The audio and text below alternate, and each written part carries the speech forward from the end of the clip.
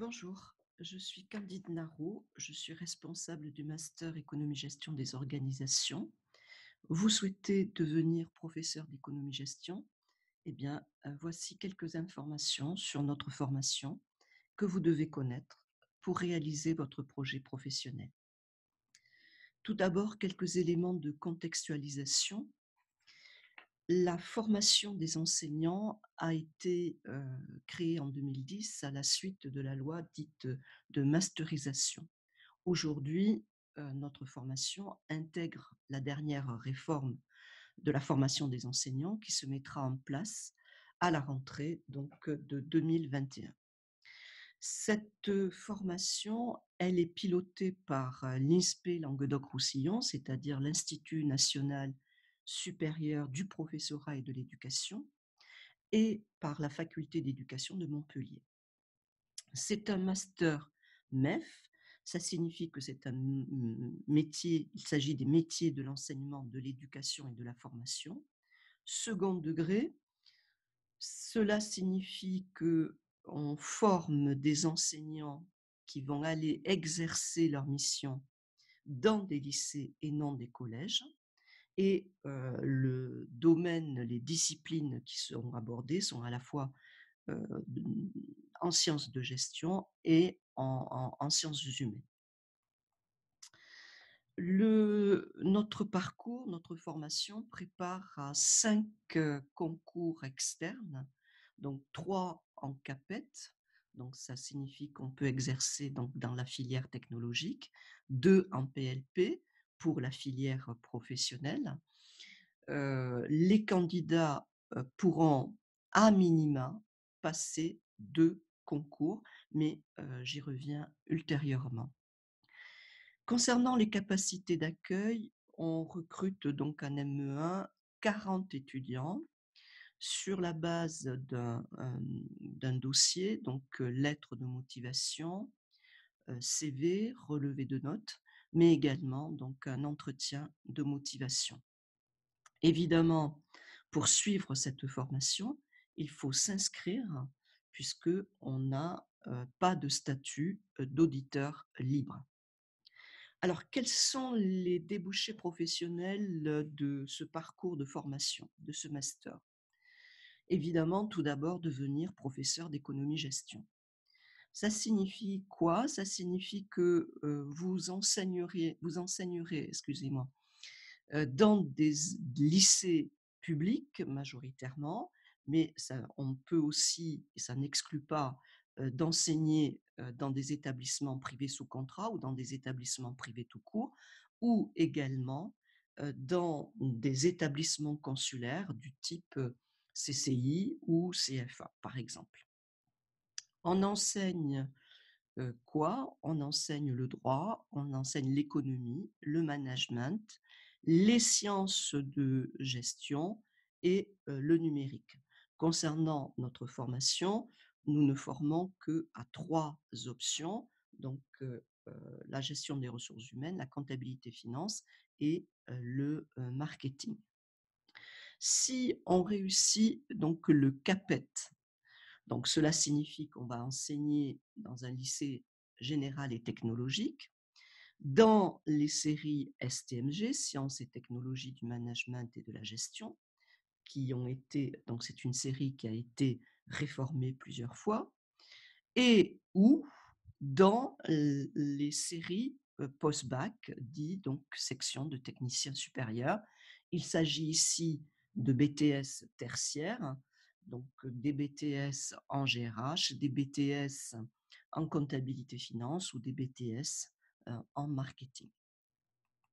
Si on réussit le PLP, on enseigne dans un lycée professionnel, soit dans un cycle CAP, soit et ou d'ailleurs, je devrais dire, dans un cycle de bac professionnel, soit dans des sections de techniciens supérieurs, si au sein de cet établissement, il en existe et elles sont réservées aux bacheliers professionnels.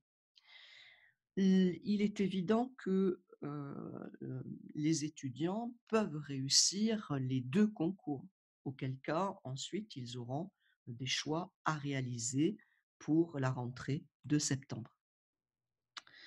J'ai réuni ici, quelques statistiques sur les postes offerts au concours pour ces différents concours.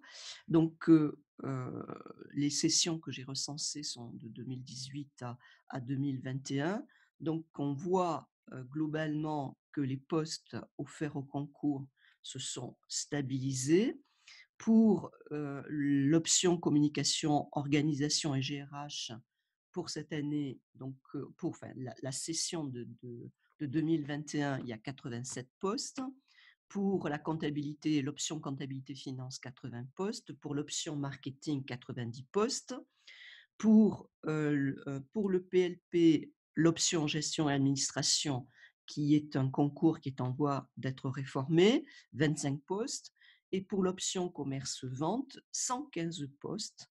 Et enfin, donc pour l'agrégation, donc toute option confondue, on a 72 postes qui sont offerts. Alors, quels sont les autres débouchés? Les autres débouchés sont les suivants. euh, le master permet de réaliser un doctorat, ce qui signifie que par la suite, vous pouvez être amené à enseigner dans le supérieur. Le master permet également d'assurer euh, une ingénierie de formation dans les organisations publiques ou privées. La formation permet également d'assurer des missions d'encadrement au sein donc de différentes organisations. Alors, quelques éléments à présent au niveau du parcours de cette formation. Alors, le master, c'est un diplôme de niveau 1, ce qui signifie qu'on attend un niveau d'expertise élevé. C'est un master professionnel. Ça signifie qu'on va tenter d'acquérir des compétences. Et les compétences en matière d'enseignant en économie-gestion sont nombreuses et variées. On doit développer pendant cette formation des compétences disciplinaires, didactiques, pédagogiques, managériales, éthiques, mais également des compétences relationnelles, communicationnelles, administratives, juridiques. Donc, un nombre donc assez important de compétences pour avoir ce niveau d'expertise lorsque on souhaite devenir professeur d'économie-gestion. Économie-gestion, professeur d'économie-gestion, ça sous-entend évidemment que donc ce soit un domaine particulièrement vaste, particulièrement mouvant, particulièrement vivant, mais qui est caractérisé euh, par deux éléments. On est à la fois un généraliste, puisque donc on est tenu d'aborder l'économie, le droit et le management dans ses enseignements, mais aussi on est un spécialiste dans l'option que l'on a choisie au début du parcours de formation, donc en ME1. Alors, comment se construit ce parcours de formation et quelle progressivité pédagogique l'on a entre le ME1 et le ME2? En ME1, on acquiert, on consolide donc des connaissances ou des compétences disciplinaires et didactiques. En ME2, par contre, on doit approfondir et on doit donc acquérir le niveau d'expertise qui est attendu à la fin du ME2. Dans ce parcours de formation, on fait également, on s'initie à la recherche en ME1 et on réalise un mémoire professionnel, donc en ME2. Et ce qui est donc différent avec la réforme de la formation des enseignants qui se met en place en 2021, c'est qu'on prépare, enfin, excusez-moi, on passe les concours en fin du ME2.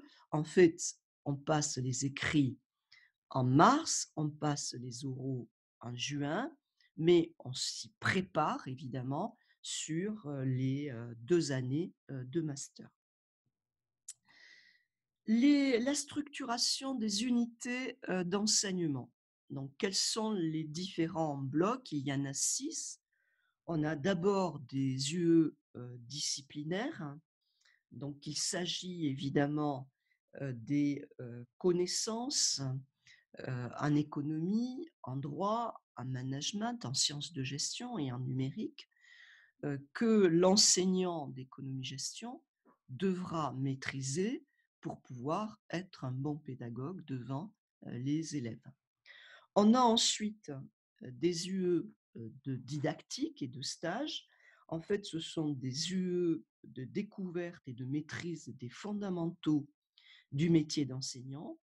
Donc ce sont des UE qui vont accompagner l'entrée dans le métier. Donc on va, donc appréhender les différentes méthodes, heu, pédagogiques, les différentes modalités d'apprentissage des élèves. On va, construire, des scénarios pédagogiques et cetera et cetera.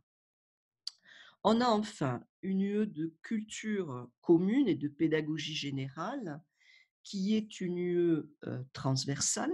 Ça signifie que c'est une UE qui n'est pas propre à notre parcours, mais qui est, donc obligatoire pour tous les masters, MEF. On a ensuite une UE qui va uniquement intervenir donc en M2, qui est une UE de relation, entre l'enseignement et le milieu professionnel, donc qui permet, d'appréhender donc tous ces types de relations avec les différents partenaires, de l'éducation nationale. Enfin, on a une UE de langue vivante, une UE de langue étrangère, qui elle, n'est présente que sur le master 1 et qui permet, de donner le niveau de langue, exigé pour, devenir professeur d'économie-gestion. Dernière unité d'enseignement et pas des moindres, donc c'est l'UE recherche, une UE qui va permettre donc, de se familiariser, de s'initier à la recherche et ensuite de réaliser en M2 un écrit réflexif sur les pratiques, en classe, du métier, du professeur d'économie-gestion.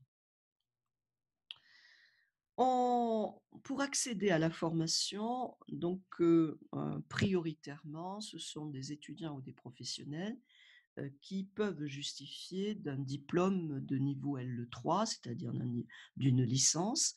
Donc ça peut être une licence AES, ça peut être une licence en sciences économiques, ça peut être une licence en droit. Donc il y a une pluralité, de licences, mais ce sont des licences, qui, ont en commun, si vous voulez, le elles traitent donc des matières qui seront reprises donc, au niveau de notre master.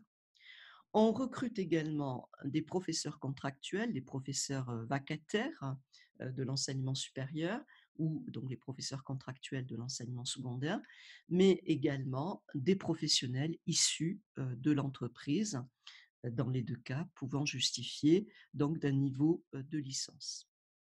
À la marge, on peut également, recruter des étudiants ou des professionnels qui n'ont pas le niveau, de diplôme exigé, mais, qui peuvent justifier d'un niveau d'expérience professionnelle importante en relation avec, le diplôme et ils pourront, donc bénéficier d'une validation, des acquis.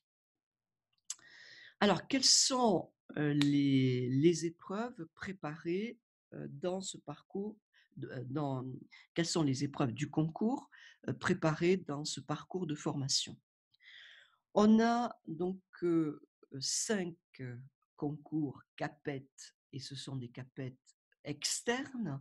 Donc on en a 3 au niveau du CAPET, donc pour ceux qui désirent enseigner dans les lycées technologiques et 2 en PLP pour ceux qui désirent enseigner en lycée professionnel. Donc dans notre formation, on ne prépare que ces concours.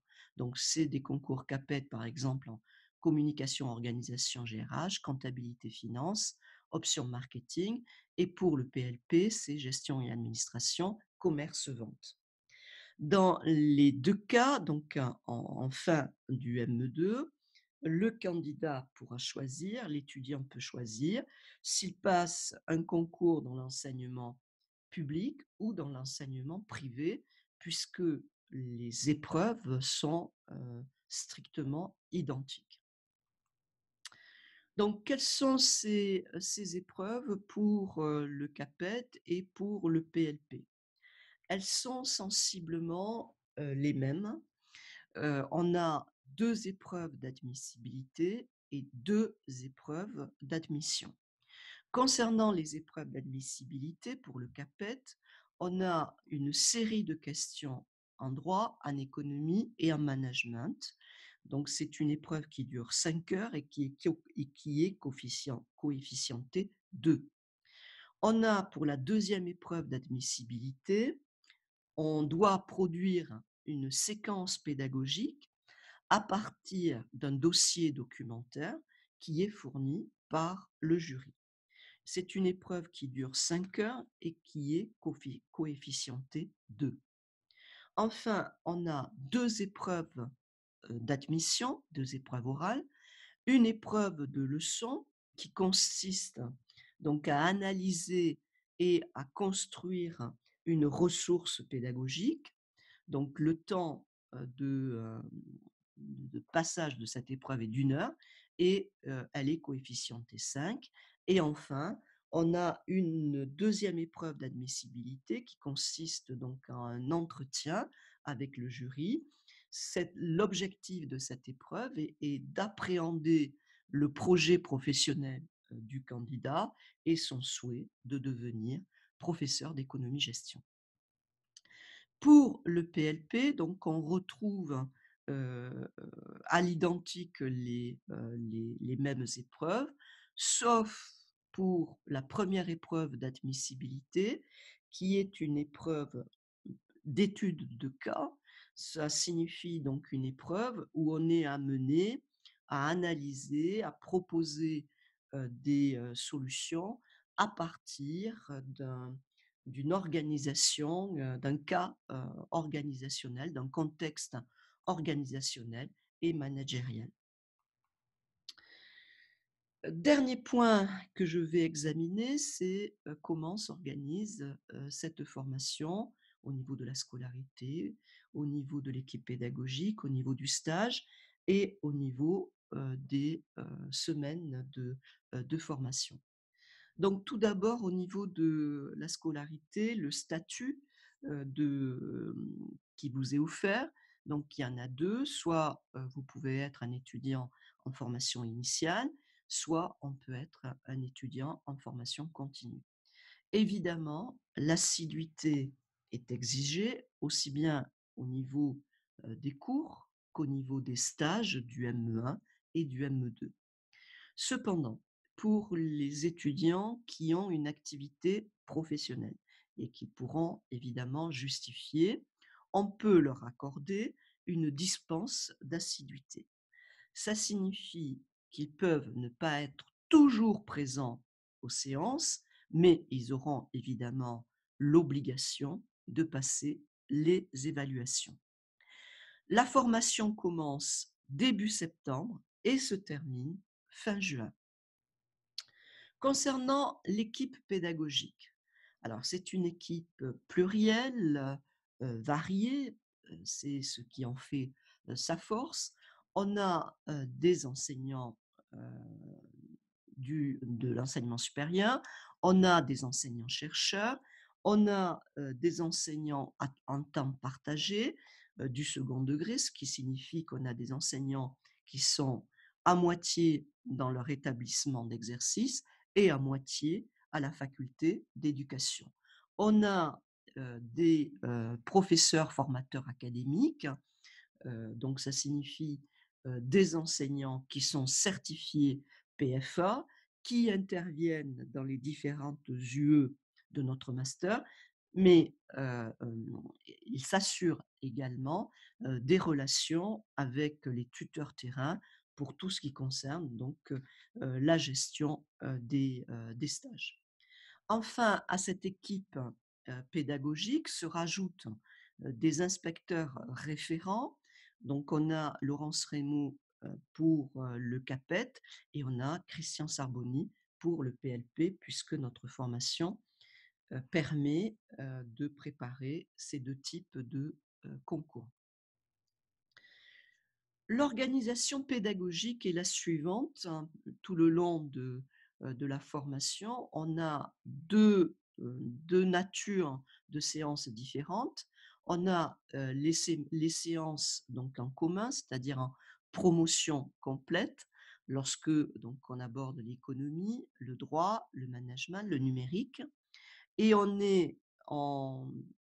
a des séances par option, ça signifie des séances à effectif réduit lorsque on fait donc soit de la GRH, soit de la comptabilité finance, soit du marketing.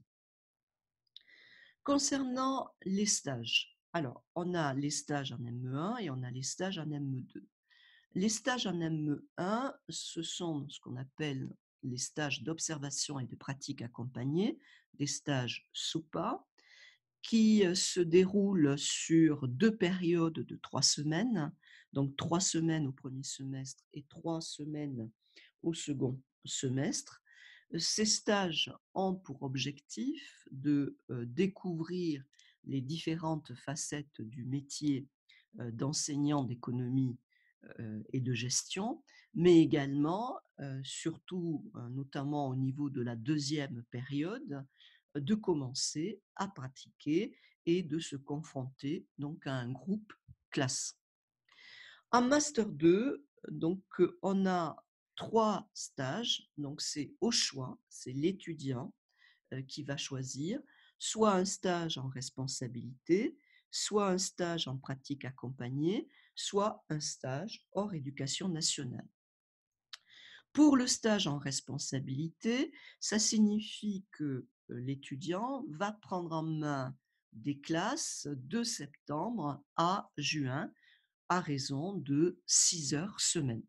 Donc, il est en totale responsabilité et il n'y aura pas de tuteur terrain lorsqu'il va exercer sa mission d'enseignant. Il peut choisir également un stage en pratique accompagnée, ce qu'on appelle donc les SPA.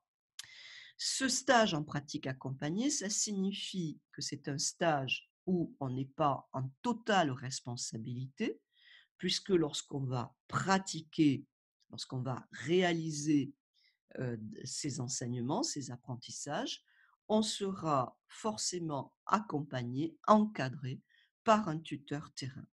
C'est un stage qui n'est pas rémunéré. Par contre, le stage de responsabilité l'est. Donc, il n'est pas rémunéré. Il a une durée plus courte. Il se déroule sur 3 mois à raison toujours de 6 heures semaine.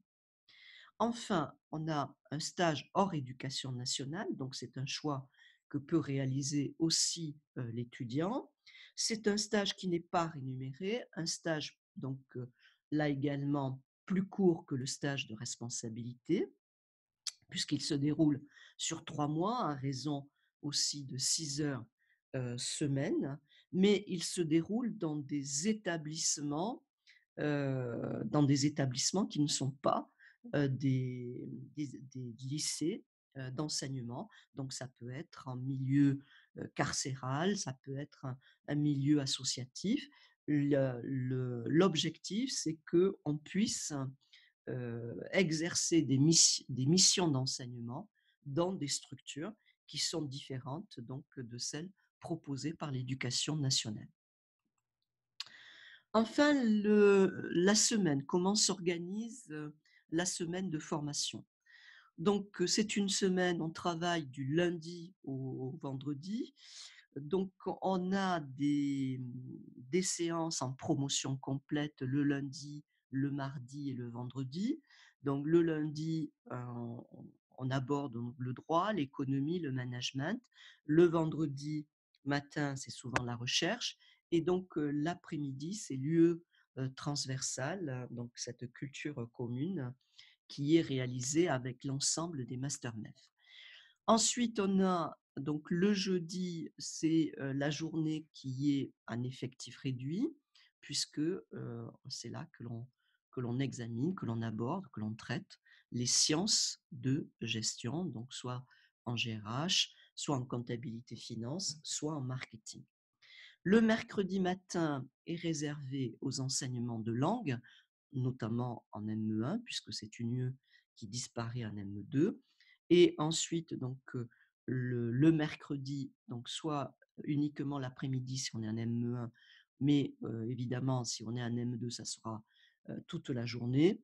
On assure donc les UE de didactique, donc d'apprentissage du métier. Alors, les conseils, derniers conseils que, je peux vous donner, c'est qu'évidemment, pour devenir professeur d'économie-gestion, il faut à la fois s'inscrire en master, mais il faut aussi s'inscrire au concours et il s'agit de 2 démarches distinctes. Je rappelle que, les étudiants doivent s'inscrire à minima à 2 concours puisque le master permet de se former, de préparer 5 concours. Les inscriptions au concours, euh, en général, ont lieu à l'automne, c'est-à-dire en septembre et en octobre, et il faut réaliser ces inscriptions sur le site du ministère. Site qu'il faut consulter, puisque c'est là que vous allez trouver toutes les informations fiables concernant, les épreuves, les programmes, les rapports du jury, enfin toutes les informations donc, importantes sur le métier, surtout donc, la préparation et le passage des concours d'enseignement. Donc, c'est le site www.devenirenseignant.gouv.fr qu'il faut consulter régulièrement. L'inscription à la faculté d'éducation est évidemment obligatoire puisqu'on n'a pas de statut d'auditeur libre. Donc, le protocole à suivre, c'est qu'il faut commencer par une pré-inscription. Donc, les pré-inscriptions commencent fin mars. Donc, il faut d'abord s'inscrire. Et ce sont des pré-inscriptions qui ont lieu sur le site de la faculté d'éducation. Donc, c'est www.fde.montpellier.fr. Je rappelle que, évidemment, des dispenses d'assiduité existent pour les étudiants qui exercent une activité professionnelle et également qu'il peut y avoir des dispenses de langue si l'étudiant a réalisé des unités d'enseignement en langue étrangère dans un master précédent l'entrée dans notre formation. Si vous voulez donc de plus amples informations, donc vous avez le site internet de l'université.